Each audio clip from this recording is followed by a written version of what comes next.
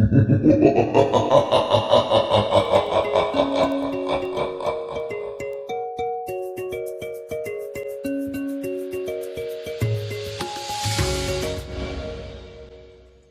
hola a todos y bienvenidos a un nuevo episodio en Viviendo con Sentido. Hoy tenemos un programa completo donde vamos a responder una pregunta que todos nos hemos hecho en medio de la noche.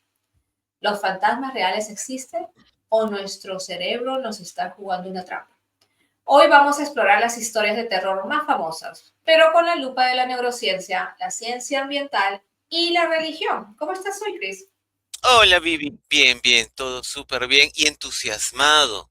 De verdad que este tema nos toca a todos, porque seamos honestos. ¿Quién no ha sentido alguna vez que lo miran en la oscuridad? ¿O ha escuchado algún ruido extraño en casa, que se te abre la puerta o que, oye, hay una persona en la sala?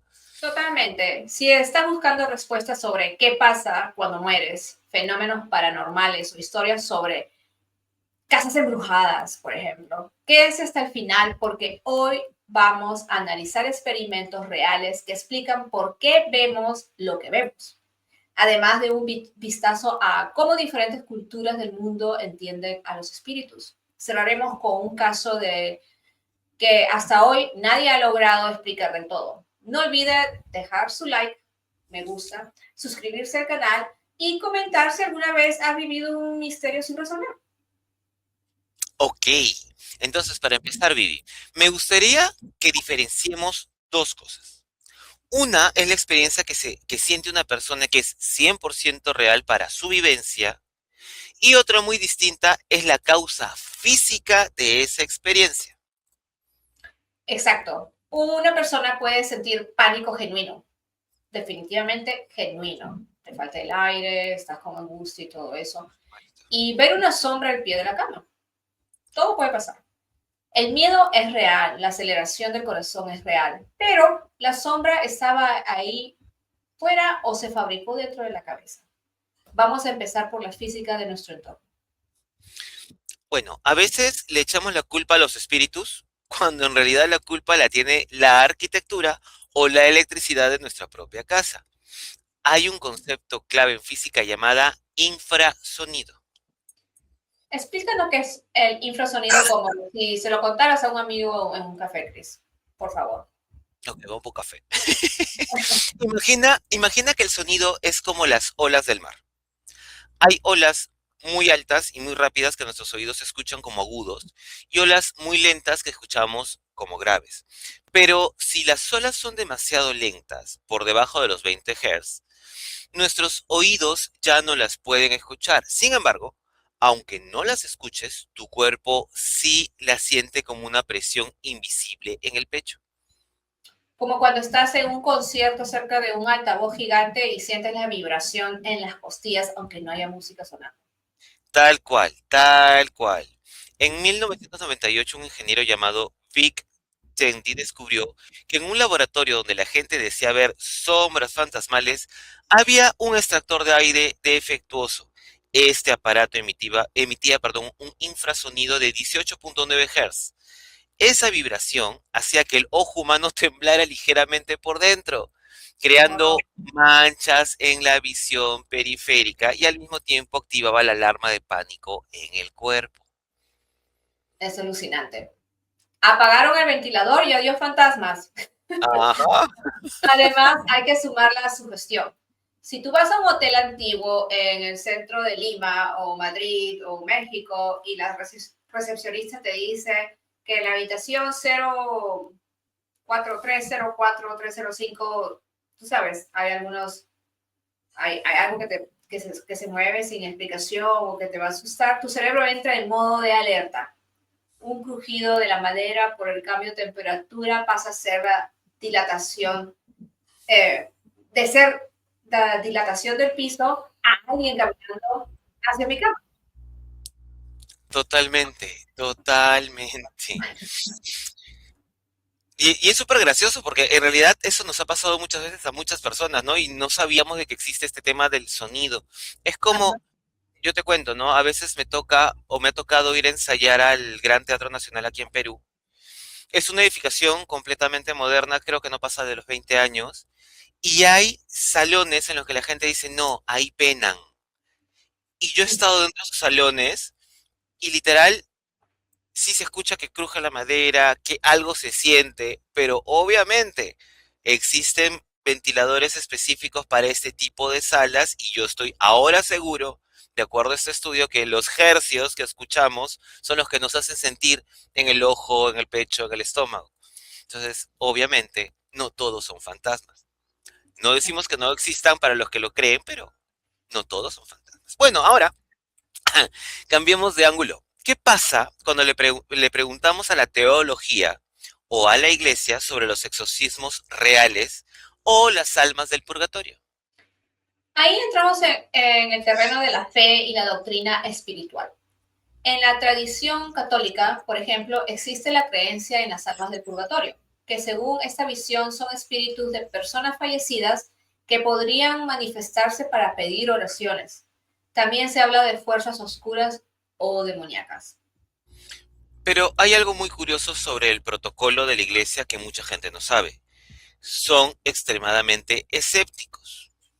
Sí, antes de que un obispo, por ejemplo, autorice un ritual de exorcismo o declare que un lugar tiene una actividad sobrenatural, la regla número uno de una iglesia es enviar un equipo de médicos, psiquiatras y neurólogos. Claro, es que obviamente primero tienen que descartar primero enfermedades como esquizofrenia, algún episodio psicótico, epilepsia o efecto de algunas sustancias. Así es. Si la medicina encuentra una causa neurológica o psicológica, la iglesia se retira y deja que el paciente sea tratado por el médico. Solo cuando la ciencia dice no entendemos qué ocurre aquí, no hay una razón lógica, física, o sea, médica o algo, es cuando consideran el factor espiritual.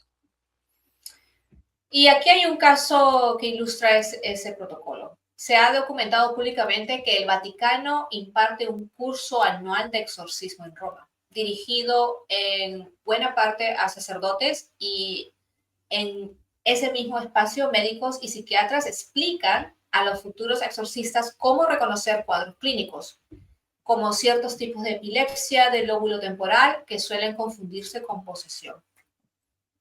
Mira que es un dato muy interesante porque muestra que la propia institución religiosa reconoce que la mayoría de los casos que llegan a un obispo terminan siendo en realidad un tema de salud, salud mental, neurológica, sin diagnosticar. Solo un puñado mínimo de casos avanza a un ritual formal y siempre bajo supervisión médica constante. Ahora bien, la experiencia de lo sobrenatural no es exclusiva de la tradición católica. Démosle una vuelta al mundo. Ok, en el Islam, por ejemplo, existe la creencia en los jinn, que son seres hechos de fuego, sin humo, que conviven en un plano paralelo al humano y que, según la tradición, ocasionalmente pueden interactuar con las personas o poseerlas. El Corán los menciona directamente y hay practicantes que recitan versículos específicos como forma de protección. Así es. En el budismo y en varias tradiciones del sudeste asiático se habla de los pretas o fantasmas hambrientos, espíritus atrapados por un apego o deseo insatisfecho en vida, condenados a una existencia de hambre eterna para resolver ese apego.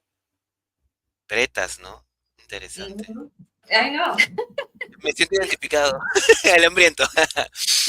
Y en muchas culturas indígenas de Latinoamérica, desde los Andes hasta Mesoamérica, existe la idea de que el alma de un difunto necesita rituales y ofrendas.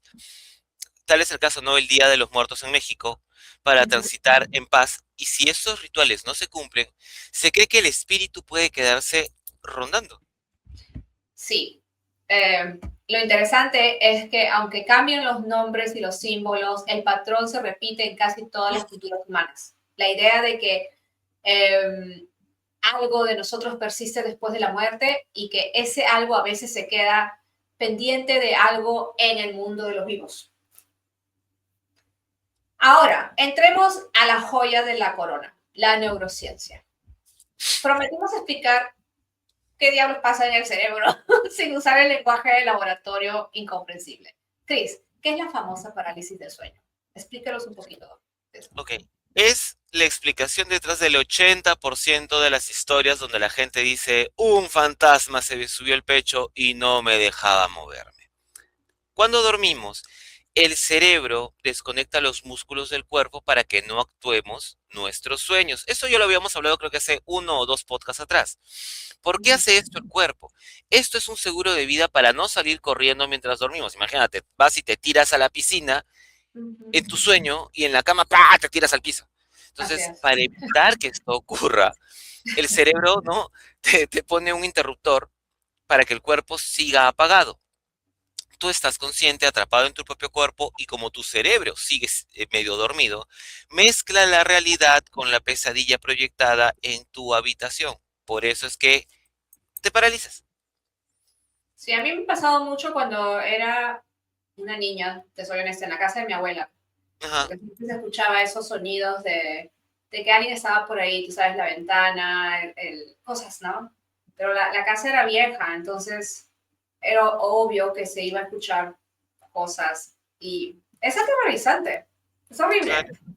No, pero Ahora, ahora recuerda, perdón, perdón que te corte, ahora recuerda que es obvio hoy con tu conocimiento de hoy, pero a una niña pequeña eso se lo tenemos que explicar de alguna forma. yeah, Y, pero especialmente cuando te cuentan historias de terror, peor todavía, tú sabes, esas fantasías, cosas. sí. Ahora, ahí entra el término genial de la pareidolia. ¿Qué es esto? Ok, la pareidolia es el software de reconocimiento que tiene nuestro cerebro. Durante miles de años, recordemos, por evolución, para Ujú. sobrevivir en la selva a nuestros antepasados, les convenía confundir una sombra con un depredador antes que pasar por alto un peligro real. Por eso, el cerebro prefiere ver una cara humana en una mancha de humedad o en la ropa colgada en las sillas antes que no ver nada. Somos máquinas de buscar patrones humanos en el caos. Necesitamos tener algo conocido para poder descifrarlo. Si no, salimos corriendo porque obviamente nos están atacando. Y hay dos zonas claves del cerebro que se confunden, los lóbulos temporales y la zona temporoparietal. Imaginen que esa zona del cerebro es como el GPS del cuerpo, de tu cuerpo. Que le di GPS, ¿cómo le llaman allá, Chris, el GPS? Sí, el GPS, acá GPS, El el GPS localizador. ya, le dice a tu cuerpo, le dice a tu mente exacto dónde terminan tus brazos y dónde empieza el aire. Un científico suizo llamado Olaf Planck hizo un experimento fascinante en el 2014. Puso a unos voluntarios a mover un brazo robótico que les tocaba la espalda al mismo tiempo. Pero cuando los científicos retrasaron el toque del robot solo unos milisegundos, el GPS del cerebro se cruzó. Los participantes sintieron instantáneamente que otra persona invisible estaba detrás de ellos. El cerebro creó la sensación de un fantasma en milisegundos solo porque el movimiento y el tacto no coincidieron. Cuando Exacto. estamos muy cansados, con fiebre o con mucho estrés, ese GPS falla y nos hace sentir presencias donde no hay nadie. Exacto. Y mira, con toda esta evidencia, uno pensaría que la ciencia tiene una explicación para cada historia de fantasmas. Siempre hay un pero, hay casos documentados que todavía generan debate incluso entre los propios investigadores escépticos. Uno de los más citados es el caso Enfield, ocurrido en Londres a finales de los años 70 en una casa donde varios testigos, incluidos policías y periodistas, reportaron ruidos, muebles moviéndose y una niña que aparentemente hablaba con una voz que no era la suya. Mira, no sé si hay explicación o no, pero a mí me pasa que estoy frente a eso y salgo pero disparado. Lo curioso es que investigadores escépticos después señalaron que parte de los fenómenos pudieron deberse a que las niñas de la casa, según reconocieron ella misma años más tarde, fingieron algunos episodios para divertirse o llamar la atención. Pero otros testigos independientes que no tenían ningún interés en fingir nada insistieron en haber presenciado fenómenos que no lograron explicarse con esa versión. Y ese Y ese es justo el punto. No es un caso cerrado en ningún sentido, ni para la ciencia, ni para quienes creen en lo paranormal. Es un caso híbrido, con evidencia de fraude parcial y testimonios que aún no encajan del todo en ninguna explicación conocida. Por ejemplo, el sábado antepasado me fui a Brighton, que son como 2 horas de aquí, y entré a un pub para tomar un agua con gas. Y ese pub dicen que penan y hay 4 personas ahí. Y ponen las 4 personas que vivían ahí en el pub y dicen que penan. Sí, es increíble. O sea que de todos modos igual te dejan con la idea para que, bueno, buen marketing, buen marketing. Sí, ¿No? tiene historia. Aparte que ese pub está por más de 100 años abierto. Entonces, está en la foto de la gente ahí. Y dicen que pena. Bueno, es que también, mira, si me dices más de 100 años, definitivamente por energía algo puede haber de energía acumulada. Pero eso es para otro tema de energía. Bueno, y eso nos deja con una pregunta abierta. ¿Qué pasa con esos casos donde ni el infrasonido, ni la pareidolia, ni la parálisis del sueño, ni siquiera un diagnóstico médico logra explicar al 100% lo que varios testigos independientes dicen haber visto? Acá, como se puede ver, la mente humana no necesita nada sobrenatural para hacernos pasar el susto de nuestras vidas. Entre un GPS cerebral confundido, vibraciones invisibles en el aire y la pareidolia, nuestro cerebro fabrica sombras de la nada. Y aún así vivimos casi todas las culturas del mundo. Así, tal cual.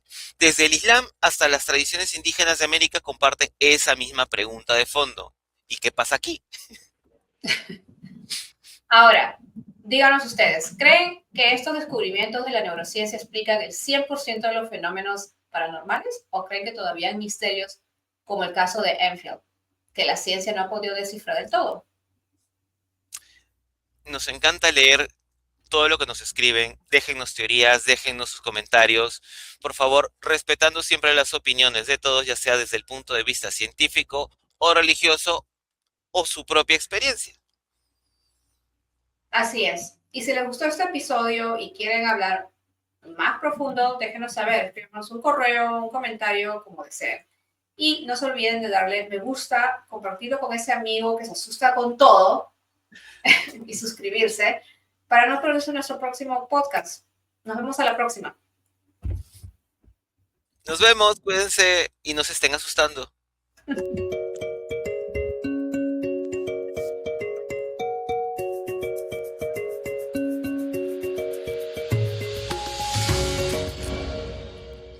Adiós. Bye.